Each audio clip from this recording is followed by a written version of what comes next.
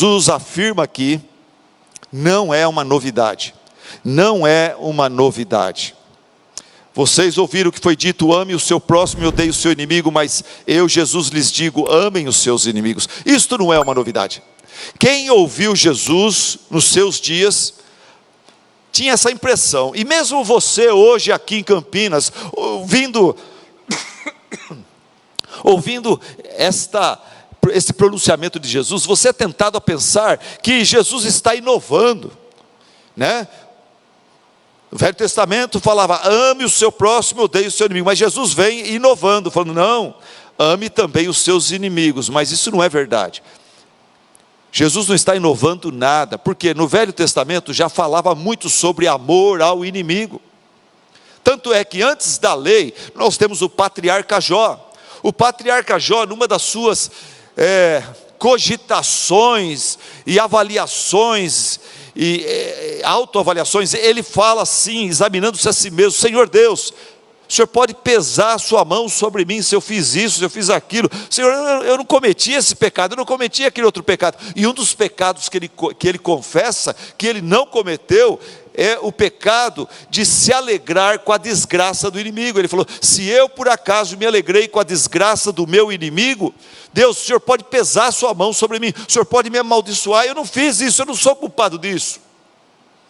Êxodo 23, versículo 4, por exemplo, Êxodo 23, versículo 4, fala assim: se você encontrar palavras de Moisés, Deus, através de Moisés, falando ao povo judeu: se você encontrar perdido o boi ou o jumento que pertence ao seu inimigo, leve esse boi de volta a ele. Seja honesto, seja gentil com o seu inimigo. Daí fala assim: se você vir o jumento de alguém que te odeia, caído sobre o peso de sua carga, não abandone aquele animal porque o seu proprietário te odeia, mas procure ajudá-lo.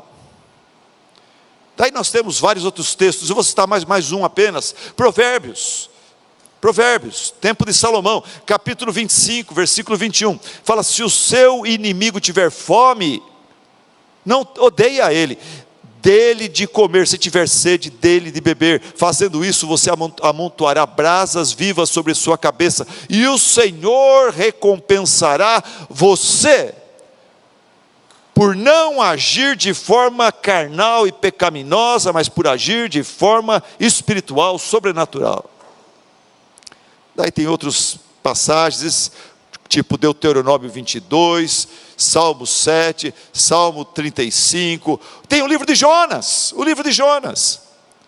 aonde o que a gente lê ali sobre o grande amor e misericórdia de Deus por um povo idólatra, um povo violento, um povo explorador, um povo sanguinário, povo que invadia as outras nações, barbarizava e saqueava, e Deus revela o seu amor, mandando um avivamento espiritual e salvação para os ninivitas.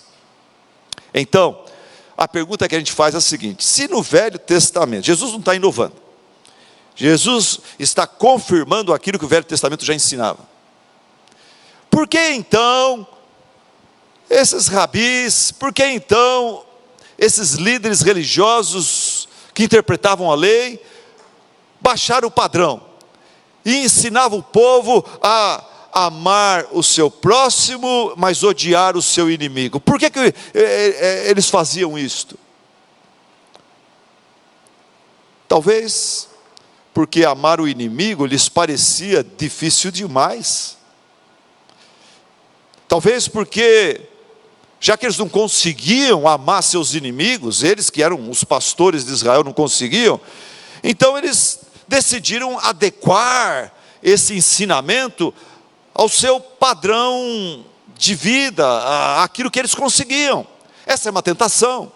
Você ama Deus, ama Cristo, e sabe que a Bíblia é a palavra de Deus, mas tem coisas na Bíblia que você não gosta, tem coisas na Bíblia que você tem muita dificuldade. Então o que você faz? Você procura uma igreja, um pastor, um autor, que dá uma aguada e dá uma amenizada naquela verdade, e você fala, eu concordo com o pastor tal, nessa questão. Você achou um escriba, você achou um fariseu, você achou um rabi, que pega aquela verdade e dá uma afrouxada nela, para você não precisar lutar contra aquele pecado. Por que que esses líderes judeus diziam, ame o seu próximo e odeie o seu inimigo? Talvez por causa de pressão do povo, pressão do próprio povo. Talvez os membros da sinagoga desses homens falaram para você, olha, para de falar sobre esse negócio de amar inimigo, porque eu vou parar de ir, eu vou parar de dar o dízimo. Eu sou pastor e eu sei que, infelizmente, nós pastores enfrentamos pressão de alguns membros da igreja sobre não pregue sobre isso, não pregue sobre aquilo. Pastor, sai desse assunto, esse assunto incomoda, esse assunto chateia, esse assunto desagrada umas pessoas da igreja. Cuidado, você vai perder uma família aí, hein? E está cheio de pastor, evitando de pregar contra o materialismo, a cobiça, contra a glutonaria, contra o divórcio, contra o homossexualismo, contra o aborto, contra o inferno, sobre a ira de Deus. Por que que esses homens baixaram o padrão divino para um padrão humano? Talvez pensando no crescimento numérico da sua sinagoga. E essa é a tendência de colegas meus, é a minha tentação, de fazer uma igreja super legal, que agrada o povo de hoje, de Campinas, para que a igreja cresça, e eu tenho uma mega igreja. É uma tentação. Por que que esses escribas baixaram o padrão, adulteraram o ensinamento bíblico, omitindo até parte do ensinamento bíblico? Ame o seu próximo como a ti mesmo. Eles não citavam como a ti mesmo. Ame o seu próximo, odeie o seu inimigo. Talvez, irmãos, eles fizeram isso por orgulho, por indisposição deles mesmos de se quebrantar diante de Deus, se arrependendo do seu pecado e confessando a sua frieza espiritual, seu amor fraco, sua incapacidade de amar como Deus deseja que nós amemos. Talvez por indisposição de ter que confessar a sua necessidade da graça de Deus nas suas vidas. Como Davi, como Pedro falou, Senhor, Tu sabes todas as coisas. O Senhor está perguntando se eu te amo. Tu sabes que eu não te amo como o Senhor é digno de ser amado. Tem misericórdia de mim, me ajuda.